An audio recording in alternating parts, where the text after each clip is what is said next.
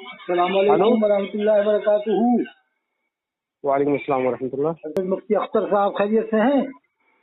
الحمدللہ، اللہ کا فضل ہے۔ حضرت ظاہری ترجمے پر حکم کفر تو نہیں لگا سکتے نا؟ کیسا ظاہری ترجمہ؟ سورہ فتح کی پہلی آیت کا ترجمہ کیا ہے صاحب نے، انا فتح لک فتحا مبینا، ہم نے فیصلہ کر دیا تیرے واسطے سبھی فیصلہ، تا معاف کرے اللہ تیرے اگلے پچھلے گناہ اور پورا کرے تجھ پر اپنا احسان اور چلاوے تجھ کو سیدھی راہ۔ لیکن نیت یہ سارے نبی معصوم ہیں،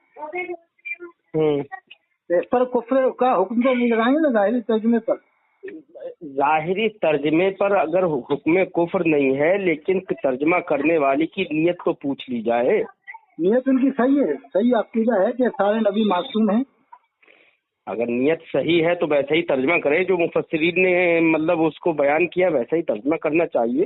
اگر نیت صحیح ہے تو کفر تو نہیں لگائیں، کفر کا تو حکم نہیں لگائیں گے۔ اگر نیت صحیح ہے تو پہلے نیت والے سے بھی تو پتہ چلے کہ نیت اس کی صحیح بھی ہے نہیں ہے۔ نہیں، نیت تو صحیح ہے، معلوم ہو گیا، اچھی کتاب لکھی ہے انہوں نے، سیرت کے اوپر بہت اچھی کتاب اور عظمت رسول بیان کی ہے بہت۔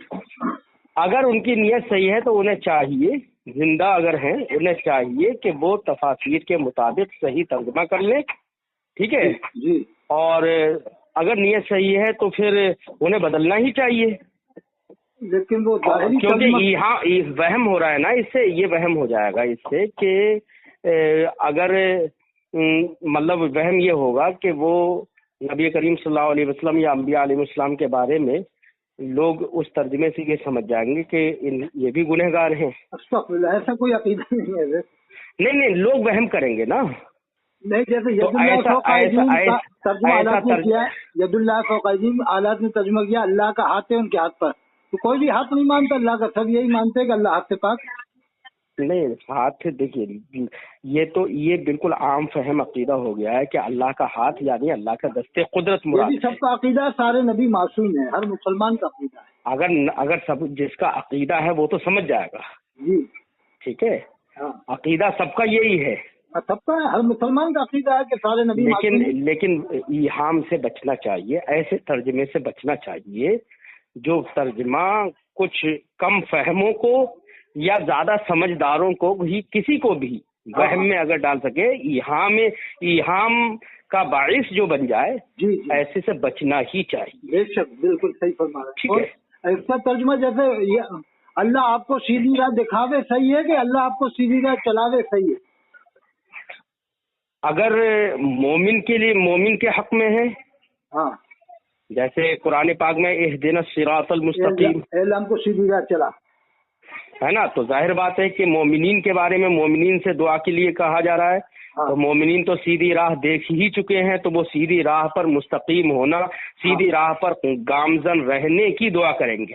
جی، اور نبی تو ظاہر بات ہے کہ اگر مومن کے حق میں ہے تب تو معنی یہی ہوگا کہ ہم کو سیدھی راہ چلا، اور اگر کسی غیر مومن کے حق میں ہے فرض کریے، جی، تو اس کے لیے ترجمہ وہ بھی مناسب ہو سکتا ہے کہ تو ان کو سیدھی راستہ دکھا دے۔ اچھا، نہیں جیسے کیونکہ انہوں نے ابھی راستہ دیکھا ہی نہیں ہے، ظاہر راست پر ہی نہیں آیا۔ آیت نبی سے متعلق ہو، اگر نبی سے متعلق ہے تب تو وہ سیدھے راہ پر تو پہلے ہی سے ہے، تو سیدھے راہ چلانے کے معنی میں ہی ہوگا۔ اگر کوئی سیدھے راہ کر دے تو صحیح نہیں ہے وہ؟ سیدھے راہ چلا، نہیں، اگر کوئی ترجمہ کر دے سیدھی راہ دکھاوے تو صحیح نہیں ہے ترجمہ؟ وہ تو مناسب تو نہیں ہوگا، توبہ کرنا پڑے گی اس کو، توبہ۔ دیکھیے اصل میں کیا ہے، سیدھے راستہ چلا اور سیدھا راستہ دکھا، چلا صحیح ہے، اللہ آپ کو سیدھی راہ چلائے، وہ تو صحیح ہے، آیت نبی سے متعلق ہے اور اس میں ترجمہ یہی صحیح ہے، اللہ آپ کو سیدھی راہ چلائے، اور یہ کر دیا کسی نے اللہ آپ کو سیدھی راہ دکھاوے تو اسے رجوع کرنا چاہیے۔ رجوع تو بہرحال کا اسے مطلب اگر اس نے دکھا دے، اگر نبی ہی کے لیے ترجمہ ہے تب تو میری نظر میں تو اسے رجوع ہی کرنا چاہیے، اور اگر نبی کے قوم کے لیے ہے خطاب، نہیں نبی کے لیے تب تو مطلب ترجمہ وہی کرنا چاہیے کہ مطلب چلانے کے معنی میں، اللہ آپ کو سیدھی راہ چلا، ہاں یہی صحیح ہے، اور اس ترجمے سے توبہ کرنا چاہیے، اللہ آپ کو سیدھی راہ دکھاوے، توبہ کرنا چاہیے نا۔ اب توبہ کے بارے میں، اس کے بارے میں تو میں ابھی نہیں کہہ سکتا، کیونکہ اس میں اور بھی چونکہ ہدایت کے معنی کے سلسلے میں چونکہ اختلاف ہے علماء کا، کچھ نے ایصال المطلوب، کچھ نے اراۃ الطریق لیا ہے، تو اب اس کے سلسلے میں تو دیکھیے فقہی مسئلہ جہاں پر حکم فقہی کی جہاں تک بات ہے وہ تو میں آپ کو کتابوں میں غور و خوض کر کے، کتابوں سے کچھ مسائل پہ اس مسئلے پہ غور و خوض کر کے ہی میں جواب دوں گا آپ کو۔ بہتر نہیں ہے، اللہ آپ کو سیدھی راہ دکھا دے، یہی صحیح ہے، اللہ آپ کو سیدھی راہ چلا دے، یہ صحیح بات ہے۔ رہا حکم کی جہاں تک بات ہے تو حکم تو میں آپ کو بعد ہی میں بتا پاؤں گا۔ وہ حکم تو نہیں، ایک صاحب نے کیا حکم کفر لگا دیا، وہ ارکان رضا ہے امروہا والے، ارکان رضا امروہا میں ہے وہ جامعہ ترکیہ۔ ایک بات میں آپ سے عرض کروں، میں یہ چاہتا ہوں کہ کسی کا نام میرے سامنے نہ لیا جائے، حضرت، لیکن وہ حکم اور میرا نام کسی اور کے سامنے بھی نہ لیا جائے، کیونکہ اگر کسی کی اصلاح خاموشی سے ہو سکتی ہو، یہ اچھا بتا، اصلاح خاموشی سے ہی کرنا چاہیے۔ نام کے ساتھ ہو زید بکر عمر، ہاں تو زید تھے وہ امروہا کے رہنے والے زید، تو انہوں نے کیا ہے حکم کفر لگا دیا۔ میں نے کہا کہ نیت ان کی صحیح ہے، پھر بھی نہیں مانے، کہنا نہیں ایسا ترجمہ کرنے والا کمینہ ہے اور جاہل ہے۔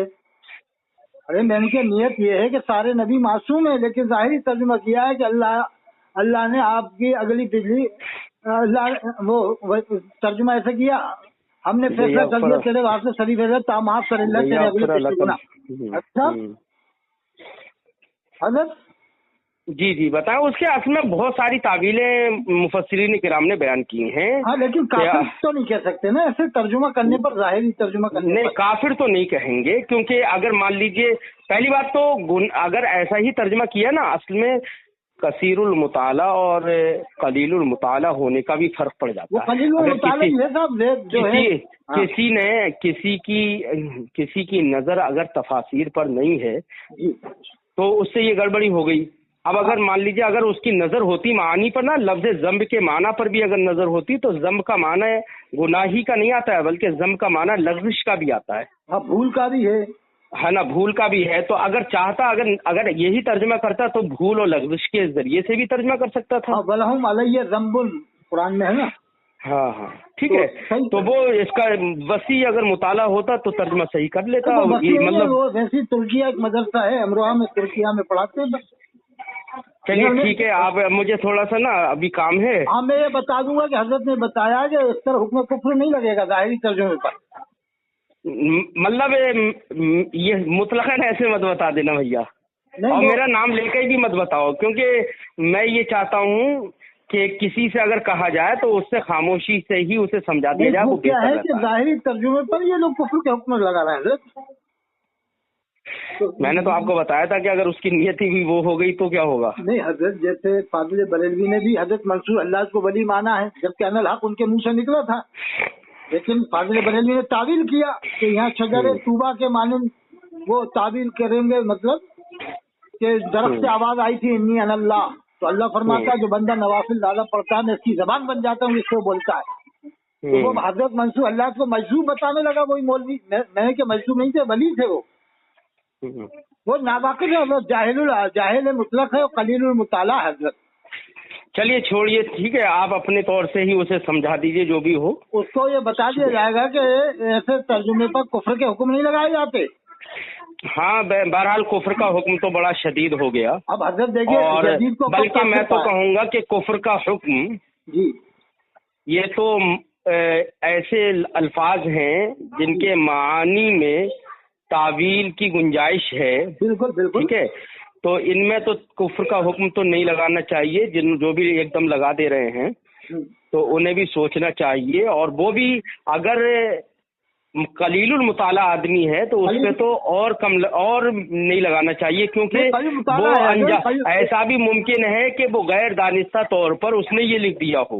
ہاں وہ ایسا بھی ممکن ہے۔ یہ میں نے انہیں بتایا بھی کہ یہ حضرت علامہ نقیلی خان رحمۃ اللہ علیہ نے لکھا ہے ترجمہ، کیا یہ والا ترجمہ کہ ہم نے فیصلہ کر دیا تیرے واسطے صحیح فیصلہ تا معاف کرے اللہ تیرے اگلے پچھلے گناہ، تفسیر علم نشا جلد اول صفحہ 116 میں، یہ وہیں سے چھپی ہے امام احمد رضا اکیڈمی سے۔